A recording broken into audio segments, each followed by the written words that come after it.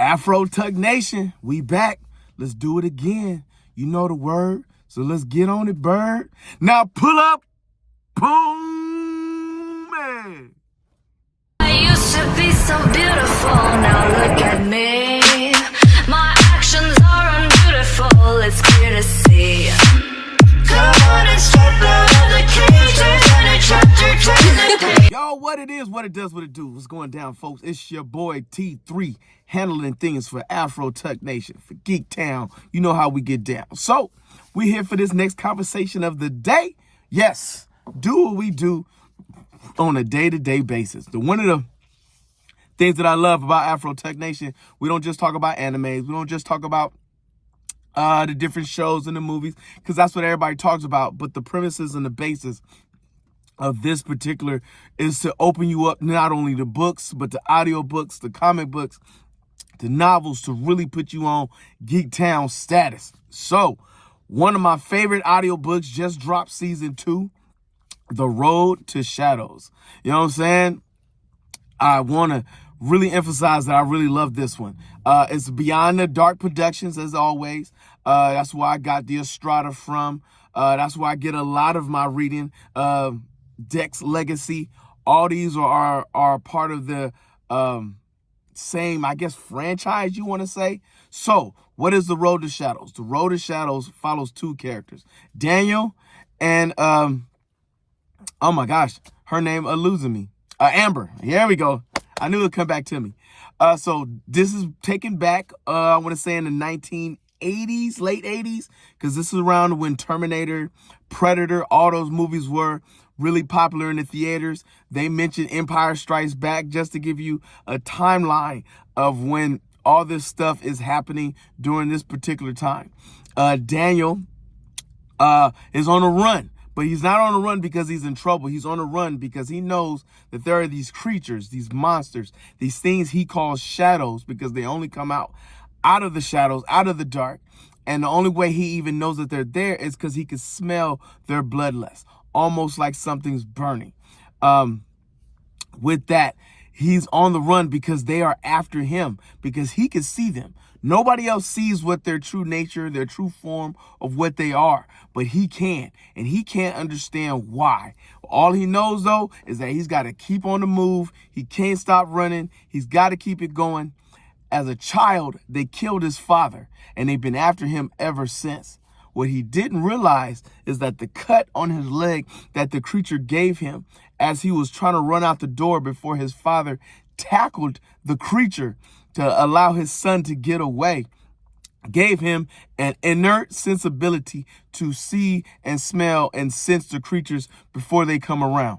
So this has always been his thing, is to stay away, to stay on the go, to stay on the move, and not to allow himself to be caught. Now, Amber has a younger sister who has left the city of New York. From New York, she went to a small town because she wanted to get away from the big city life. But her sister has gone missing. She hasn't heard from her in almost a year. Nobody seemed to know where she went to. So she goes on the search to the last place that she went to go see, a small town in the woods, in the forest somewhere. You know what I'm saying? It's like that one cabin in the lake in the woods that you know you ain't supposed to go to. Well, of course, that's where they always go. Well, Amber is putting her sister's picture out there in the town. And of course, the sheriff is a jerk and doesn't want to help anybody because they're small town folk. And we don't bother nobody because nobody bothers us. Well, this turns into a natural disaster for everybody. Because come to find out, her sister had not only met a shadow, but had been consumed and eaten by a shadow. Well, the unlikely pair eventually meet. And the unlikely pair start to search, because then he starts to try to get away from the shadows as she's moving her way towards the shadows. And then all of a sudden crossing paths, meeting a scientist, meeting a doctor, meeting a mechanic. All along the way, he comes across a book about the shadows. So he learns more about them and eventually realizes that the bandana that he used, that his father's had, that's had his father's blood on it, actually can be used to hurt the shadows. And he used that blood or that bandana, tied it around the axe, and learned that he can fight against the very thing that he's been running against the whole time. Well, turns out now that he knows that he can fight a shadow, he is ready to take this on. So now he is willing to track them down. And with Amber being cut and almost eaten by one of the shadows, now has given her the ability to not only see them, but sense them. So that's where season 1 ended. And now I'm starting season 2 with this what's going on.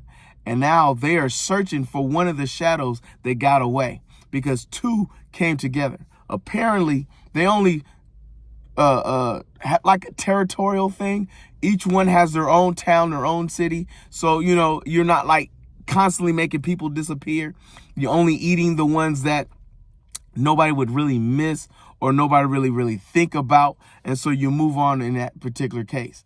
The sheriff is on their case because the sheriff thinks they are a suspect in the homicides, because you got to remember, nobody else can see the shadows for what they really are. So to the regular townspeople, they look like regular people that have been killed. But to those 2, they see them for what they are. Now, fortunately, a lot like vampires, the shadows disappear or body turns into ash upon being killed. But the people that work for them or with them are still natural human beings and get killed and is cannon fodder along the way. The Road to Shadows, people. I'm listening right now on Spotify. I'm pretty sure you can pretty much listen to it wherever audiobooks, oh my gosh, audiobooks can be heard. It's an enjoyable piece. If you've enjoyed the Strata, if you enjoyed Dex Legacy, you would definitely enjoy this one called The Road to Shadows. A few moments later. All right, folks, you know what we got to do. So I got a couple things I want to talk about. What's today? Wednesday, Thursday, and Friday. We got Percy Jackson that popped off and Echo that started off. I'm going to tell you right now, episode 1 of Echo, amazing. But I don't want to get my hopes up. I am waiting to see because there is a lot to discuss and a lot to talk about and a lot of the expectations. We will talk about Echo tonight, episode 1, and then we will go ahead and deep dive into the whole season because apparently they just wanted to drop all 5 episodes off the bat. So let's do what we do. Let's do what we can to do. Also, there's some rumors and stuff about some Star Wars movies I want to been talking about. I've been hearing about. A couple of confirmations came through this morning, so we'll discuss that even more as we get along in this world. But until then, if you see your mans in the streets, hit them with the beats and hit them with a jingle jangle, baby. Jingle jangle.